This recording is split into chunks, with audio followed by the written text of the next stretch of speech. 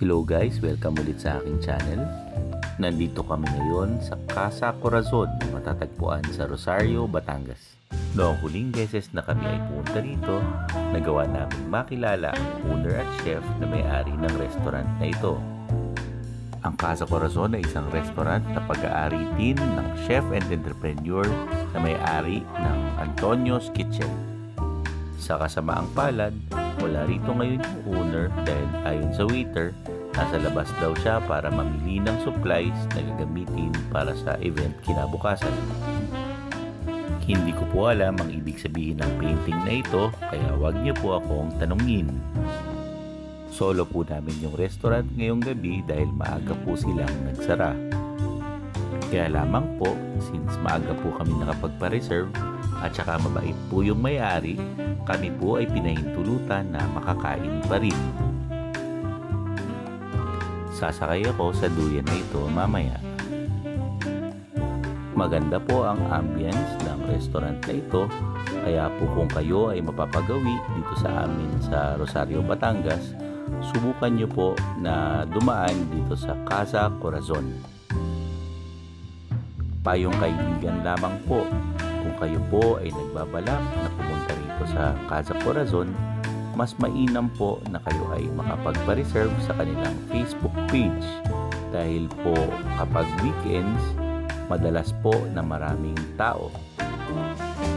Minsan po, hindi na po sila tumatanggap ng walk-in lalo na kapag weekends, kaya mas maganda po na kayo ay makapagpa-reserve online. Pero ginagarantiya ko po sa inyo, kung kayo po ay may gustong i-meet na importanteng tao or kayo po ay may ipag-date, maganda po ang lugar na ito para sa meeting or sa mga dates.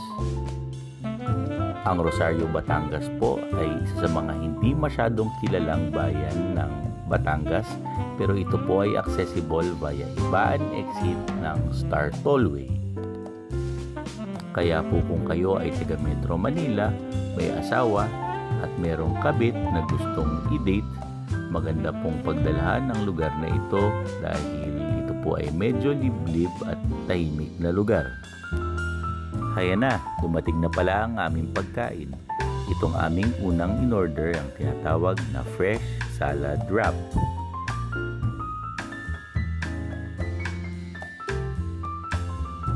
Ito namang aming padalawang in-order ang tinatawag na spinach lasagna roll-ups.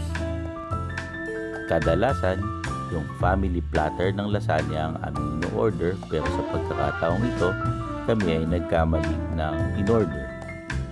Hindi namin nasabi sa Facebook Messenger na pang family pala yung orderin namin, kaya pang solo lang yung nakuha namin.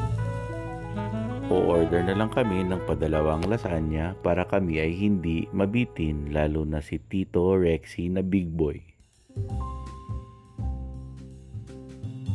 Ang ikatlo naman naming in-order ay ang tinatawag na salmon in mushroom and blue cheese sauce. Kaming apat na magkakapatid ay mahilig sa cheese at silang tatlo ay mga health conscious, kaya okay na okay sa amin ang putahing ito. Ako naman na hindi health conscious, gutom lang ako, kaya go tayo dito. Ayan, hinahati na po ni Big Brother yung salmon. Madalas si Mama ang gumagawa niyan para wala pong lamangan. Pero bilang isang magulang na kapatid, ako po ay magaling sumimpat ng parte na medyo nakalamang sa hatian. Ay, siya nga pala, kung mapapansin ninyo, hindi po namin kasama ngayon ng aming ina. Kasalukuyan po silang nasa Europe dahil po sila ay nag-pilgrimage sa Vatican City at sila po ay nag-European tour. Ayan, kinahig na po ni Big Brother ang kanyang parte at inaanalisan niya ho ang ingredients ng lasagna na ito. Ako naman po, syempre, inantay ko yung huling parte ng lasagna para makuha ko yung buong plato para akin lahat ng sarsa. O diba, ang galing? Ayan na, dumating na ang padalawang order ng lasagna. Nangunguna ang aking kuya sa pagkahig ng kanyang parte. Kung mapapansin ninyo, nagkakahiyaan pa ang aking mga kapatid sa pagkuha ng salmon. Tingnan niyo si Tintin, pa konti-konti pa na ang kuha. Siyempre, kung ano ang natira sa plato ay kakahigin ko lahat. O diba? Sabi nga, good things come to those who wait. Ayan, sige, kain ka lang Rex. Tikman mo ang lasa ng tagumpay. Matapos ang ilang sandali, na-wipe out namin lahat ng in-order. Pati plato kinain namin. O diba, ang ganda ng ngiti ng batang nakalibre. Congratulations! Di ba sabi ko sa inyo, sasakay ako dun sa duyan? Haya na! Dahan-dahan akong naupo sa duyan dahil baka mabiktal yung kadena dahil hindi nito kayanin ng aking timbang. Mabuti na lamang ako ay gumaan dahil ako ay nabawasan ng mga problemang pinapasan. Salamat po kuya at Casa Corazon para sa inyong magandang serbisyo. Dito na po nagtatapos ang aming video. Hanggang sa muli!